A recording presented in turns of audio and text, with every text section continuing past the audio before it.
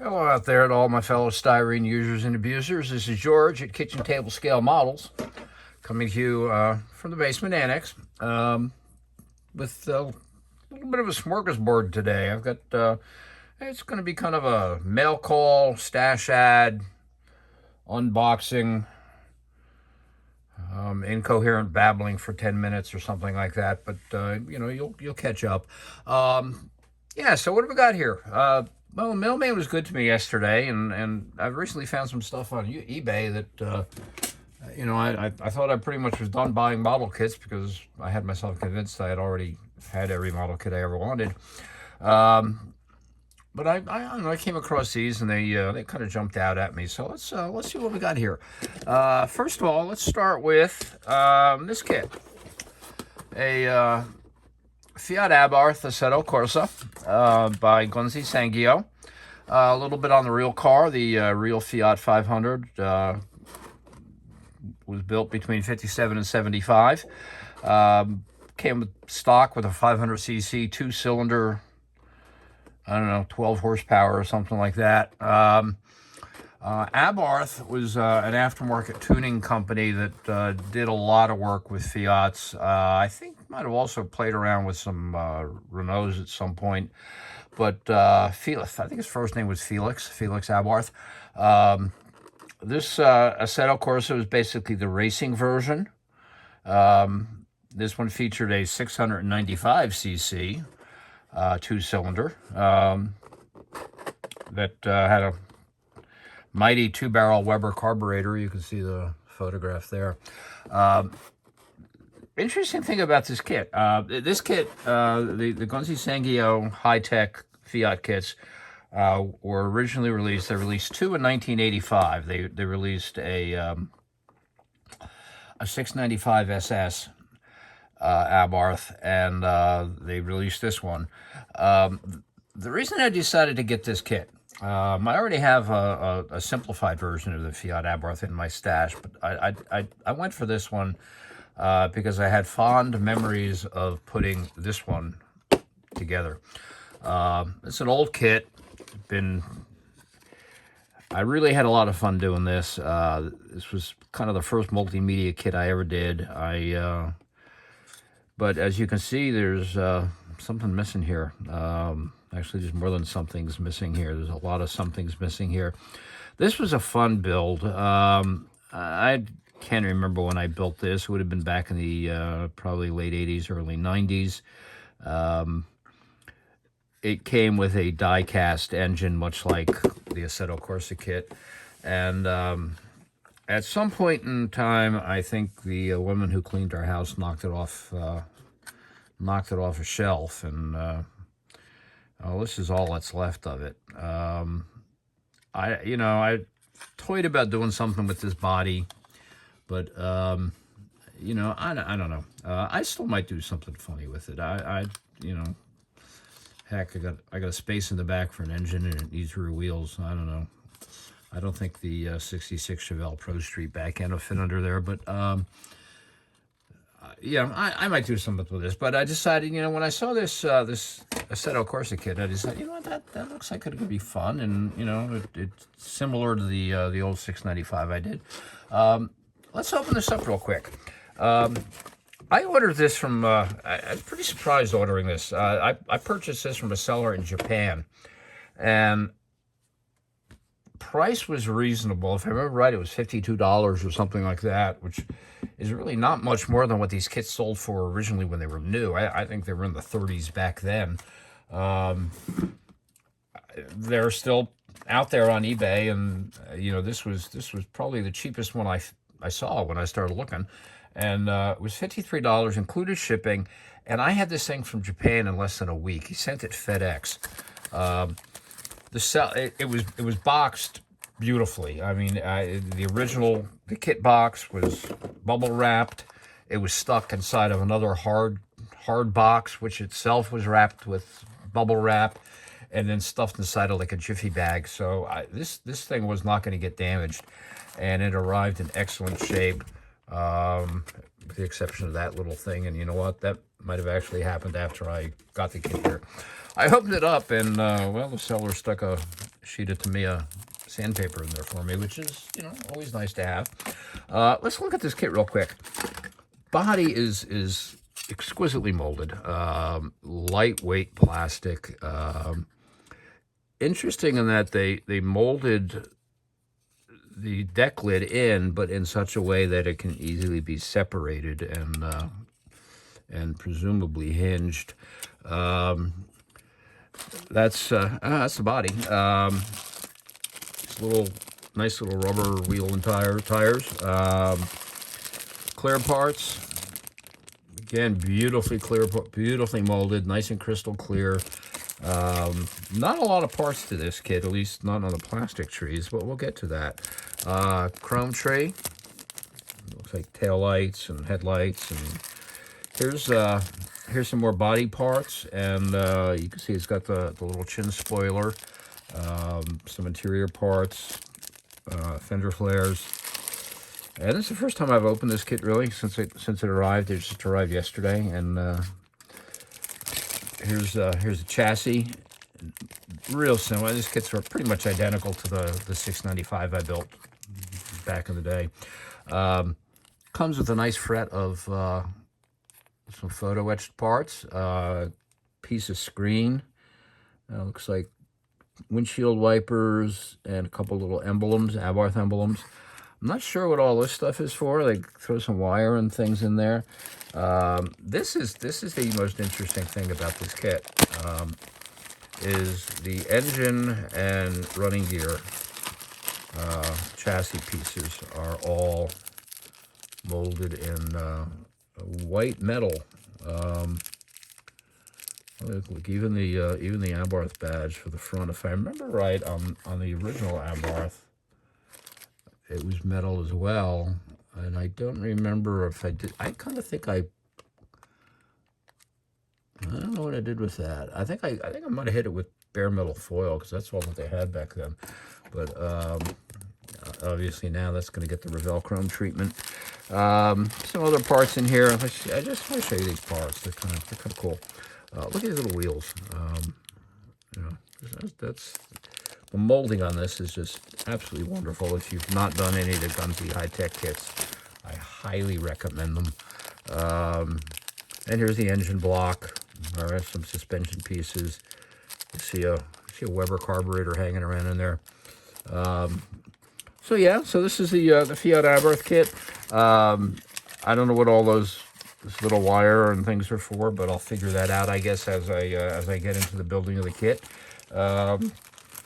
It's going to go on the shelf. It's not going to get built in the next month or two, but it's going to get built. This is going to go on my this will go in my bucket list builds list, and I'll get it done and put it on the shelf. Somebody says that. There's another YouTuber says put it on the shelf. Anyway, that's the Gunzy Sankyo Fiat Abarth Assetto Corsa.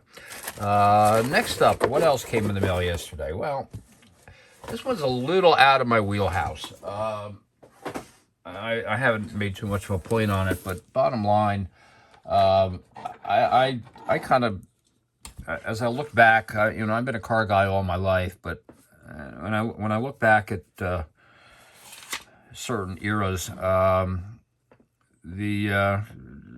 to me, cars started losing something in the early 70s.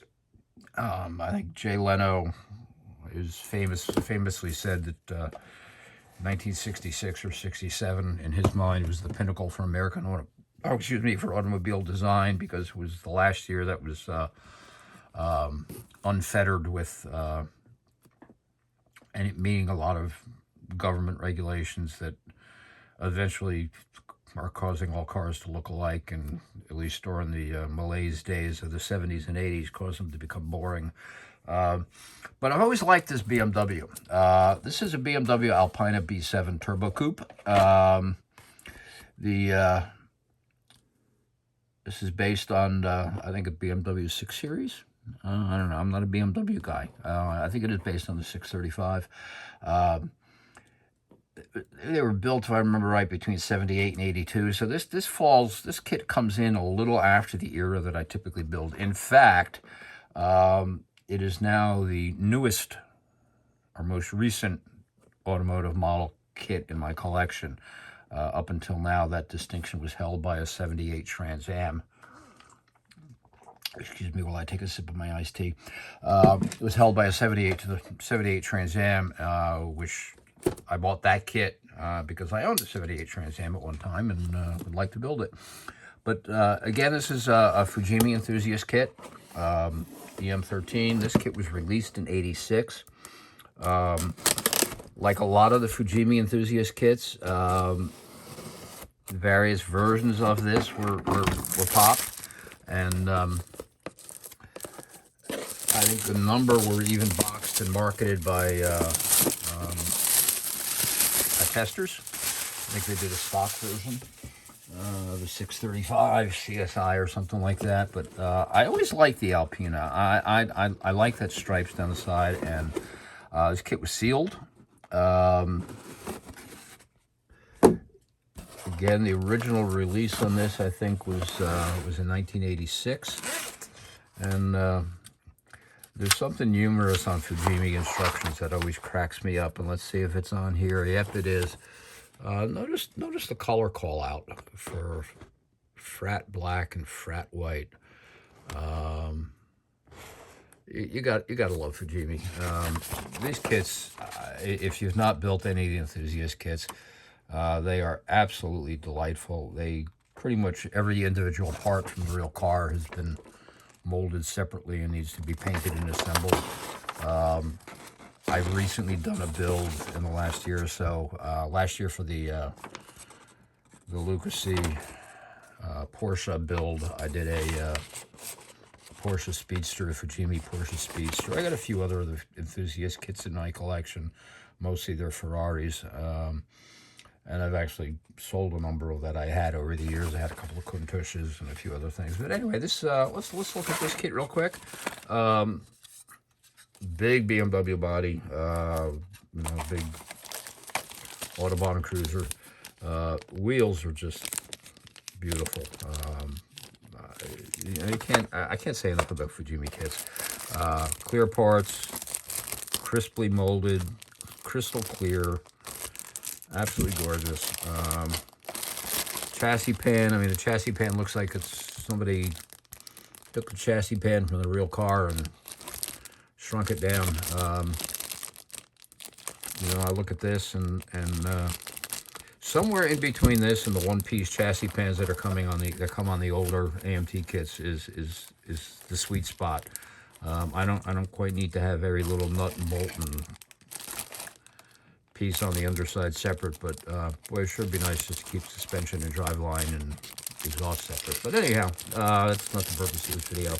So yeah, look at the hood. It's molded with the hood vents open. Let me see how we can do this here. I want to make sure I can get this stuff back in the box. Yeah, look, some intake pieces here. Exhaust pieces look like. I don't know what that is. There's a box with bumps in it. Some chrome. Chrome, despite its age, I mean, this has been in this box now for, what, 35 years? Chrome is still clean, crisp.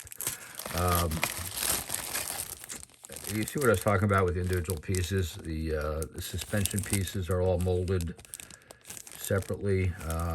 These fine little sway bars and whatnot.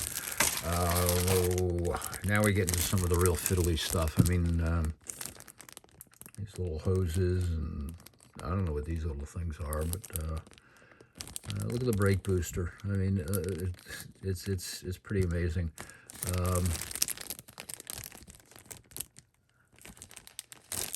Beautiful, beautiful kit. I love the way the grills come.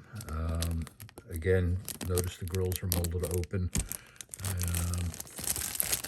And I don't know why kit manufacturers can't just throw in a separate tire with a wheel. They got to do this molded stuff. That bothers me.